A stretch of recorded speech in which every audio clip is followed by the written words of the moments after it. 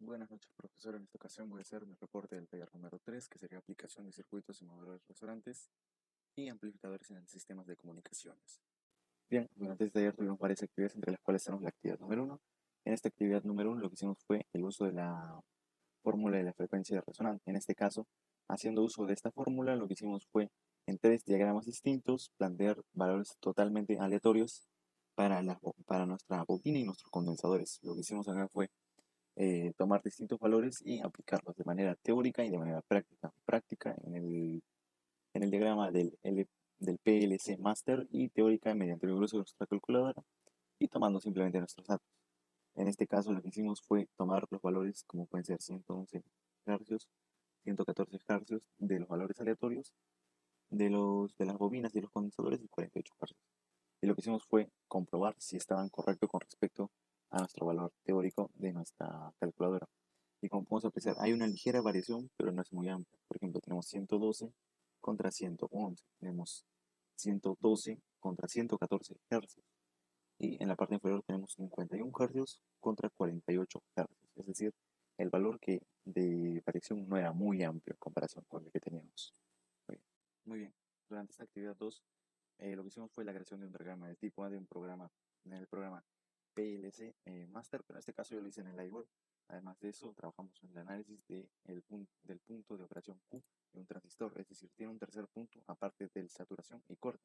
Ese tercer punto se le conoce como eficiencia máxima o punto Q. En este caso sucede cuando la pata del emisor, digamos, tiene 10 voltios y la pata de la base tiene 5. Es decir, este es el punto o el punto máximo en el que se cumple. Bien, pasando con el análisis de la operación, también vemos la construcción del amplificador de clase que se va a dividir en dos etapas. Vemos cómo funciona internamente un transistor del Berkeley Frequency aeronáutico. Vimos el micrófono que es el modulador de voz, en este caso el piloto.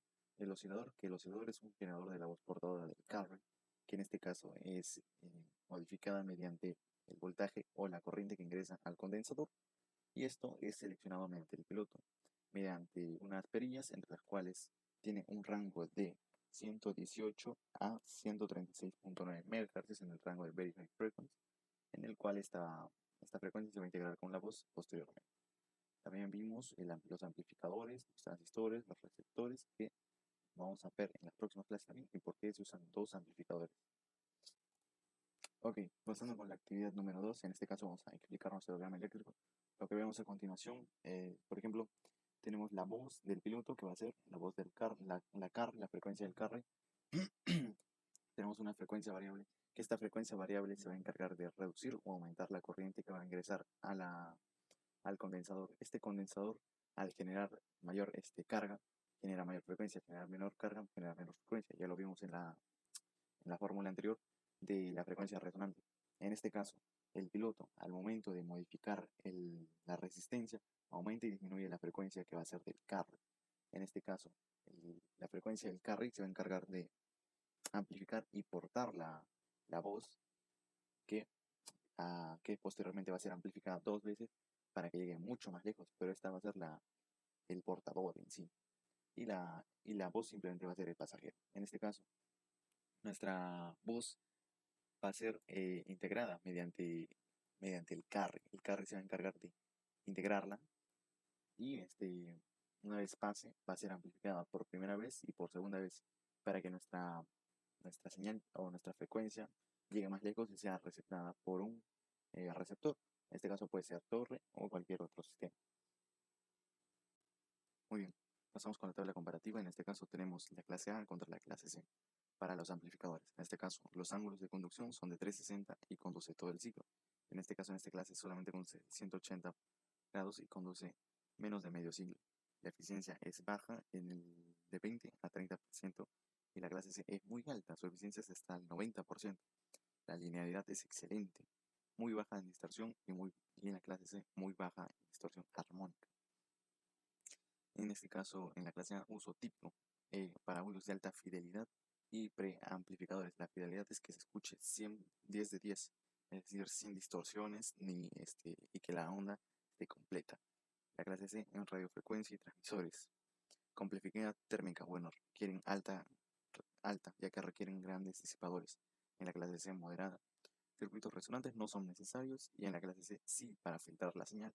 La ventaja principal de la A es la calidad de la señal y la C es la eficiencia energética, ya que consume menos. La desventaja principal es la ineficiencia de y la generación de calor y en la clase C es la alta distorsión y filtrado inadecuado. ¿Cuál elegir? Bueno, en la clase A es ideal para aplicaciones donde se necesita alta fidelidad y la señal es crucial, como equipos de audio de alta gama y preamplificadores. Su baja distorsión garantiza una reproducción precisa de los sonidos y en la clase C es adecuado para la amplificación de radiofrecuencia como transmisores de radio. Puede ser eficiencia la prioridad y la distorsión puede manejarse mediante circuitos resonantes. Conclusiones, muy bien. El capacitor del oscilador es el componente clave para controlar la frecuencia de la resonancia, que ya lo vimos, y es el único que puede variar directamente el valor de la frecuencia en el circuito LC. El punto Q de un transistor es fundamental para lograr una amplificación eficiente y sin distorsiones, ya que se alcanza cuando la base tiene la mitad del valor entre el emisor y el colector. También vimos el proceso de modulación, que es la amplificación del sistema AM, que involucra etapas bien definidas como la modulación de voz, la integración de la portadora, doble amplificación para alcanzar una amplitud y distancias óptimas. La fidelidad es esencial para en comunicaciones aeronáuticas. Una señal clara sin pérdida sin ruido asegura una seguridad y la efectividad de transmisiones de mensaje. Aunque los amplificadores de clase A son menos eficientes energéticamente, su fidelidad lo hace ideal para sistemas críticos como comunicaciones de aeronaves, a diferencia de los clases C que son más eficientes pero con más distorsión.